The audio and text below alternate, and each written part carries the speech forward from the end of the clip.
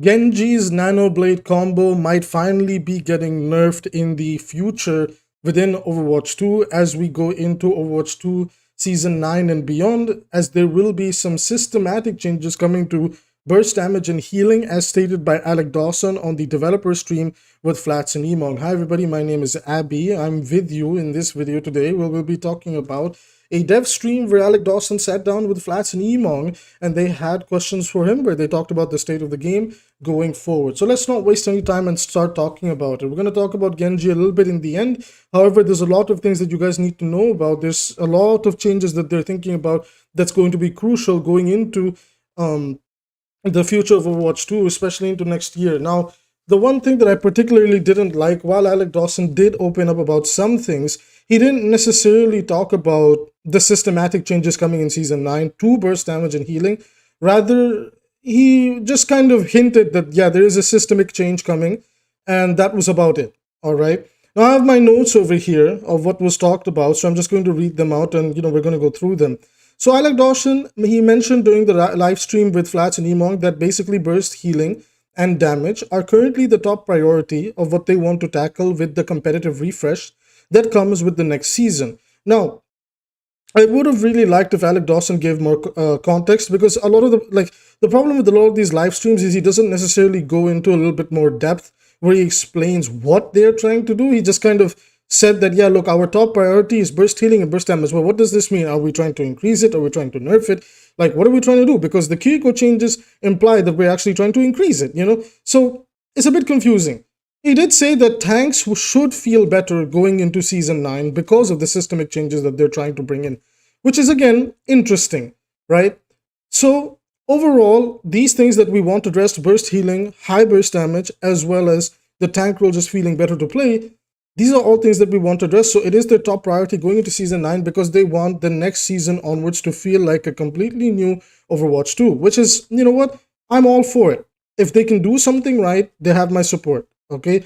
I do think that the current balance patch they put out was a huge disappointment, but maybe in Season 9, they have something coming in. All right. So he spoke about the DPS passive and said that that's also something they're looking to change. They understand with some heroes it's just not the best. Example, Hanzo, he practically doesn't have a DPS passive. And then with other heroes, it can be really, really strong, like Tracer, and even Bastion in some instances really benefits from it. Once when you're mowing people down, Bastion can get some value from it because of the faster reload speed. And even Torbjorn, man, oh my god, with Torbjorn plus Overload, you just insta reload and then just just burn people down. It's honestly crazy.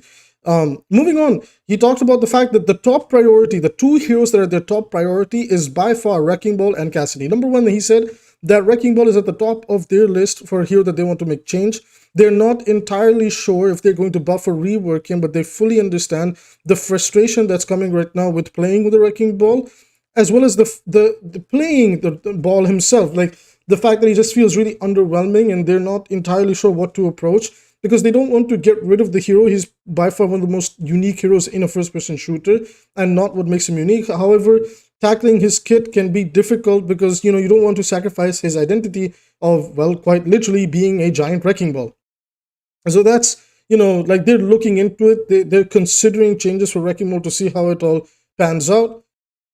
So we will see what happens for Wrecking Ball in due time. A lot of these changes are in due time. We don't really know what the plan is for Season 9. These are just kind of, hey, somewhere in Season 9 and in the future, we're looking at these heroes. These are on the radar. Cassidy is being looked at because they're not happy with where his kit currently sits. And I actually agree with this. I think Cassidy isn't that bad. He's actually become a niche pick now who really excels at a very, few things that he wants to do. Like, he's pretty good at bursting down a fire in the sky.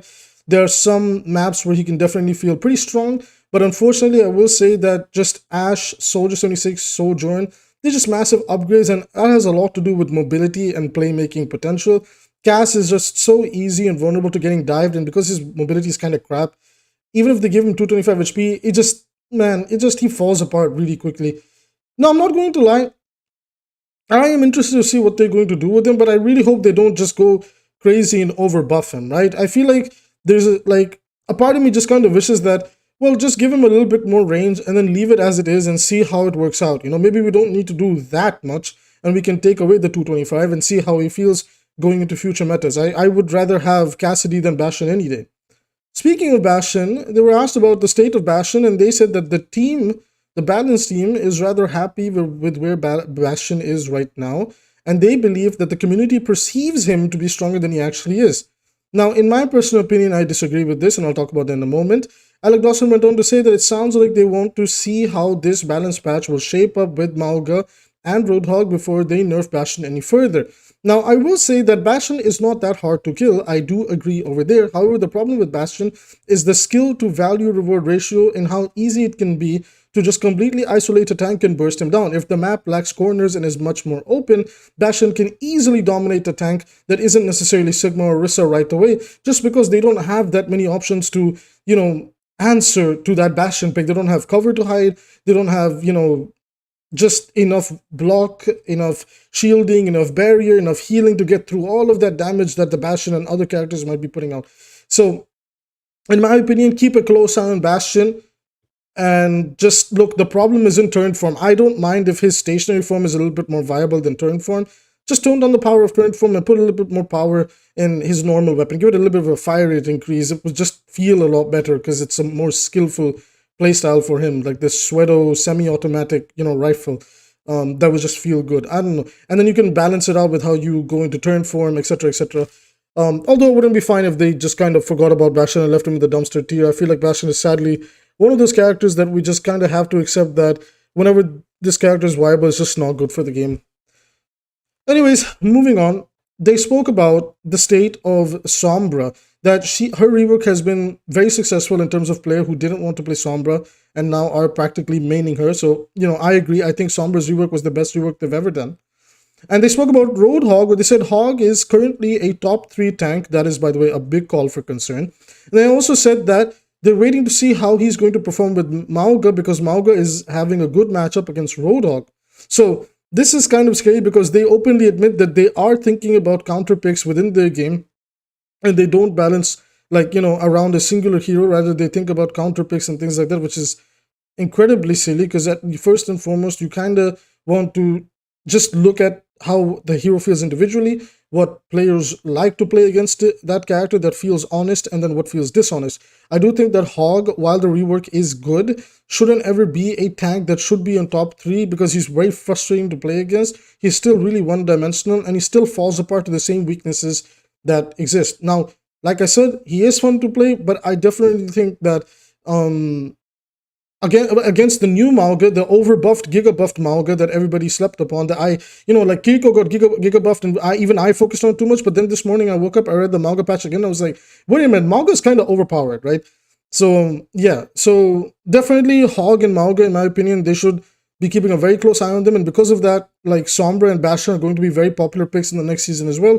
So not something to sleep upon. Okay, finally, they came down and spoke about Genji. So Alex said that they're pretty happy with where Genji is right now, but internally they're testing changes for his ultimate around breakpoints and how it interacts with Nano Boost. So I particularly watched this point of the stream. Alex said that they wanted Genji's blade to feel good without Nano. And now this could mean that they are testing 120 damage blade. It could also be 115 damage blade, where Genji can kind of, do his own thing without Nano. Like it's definitely something that's popping up on their radar now, that wow, yeah, okay, maybe normal Dragon Blade really is beginning to struggle, and we need to find a way to address these things. Now again, in Nanoblade's defense, it is a 2 ultimate combo, 2 ultimate combo ability. Like it's something that should definitely have power, and of course there is frustrations of playing against it, but you can still counter it with 1 ultimate: sound barrier, transcendence, a well-timed immortality field. There are still ways to go around Nanoblade, and it isn't as oppressive or as strong anymore. Yes, it can still roll low elo lobbies, but that's low elo, and anything can roll low elo lobbies, and that should always be considered. But I do think that it is time that we finally looked at Dragon Blade again and the way it interacts with Nano. Now, I don't want to see Nano get completely cut off from Genji. I feel like it's just such a true to home type of combo in the game. Every Ana knows that Genji is the one to get it. Every Genji knows that, hey, this is the combo. I feel like it's something that you want to maintain having some power in, but not let it be too oppressive. So I'm looking forward to seeing how they're going to address it. But this pretty much is Alec Dawson openly admitting that, yeah, we will nerf Nanoblade, but the idea is that we want to compensate actual normal Dragon Blade. So something to keep in mind. Anyways, everybody, that's going to be it for this video. If you want to support the channel for free, you can do so by hitting like and subscribe. Let me know, what do you guys think? What do you think is the future for Overwatch 2? Are you in agreement with the Nanoblade changes? Are you a fan of how they're going with the balance patch for Season 9? Let me know everything in the comment sections down below. And if you want to support me financially, you can do so by using Super Chat. With that said, I'm seeing you in tomorrow's video.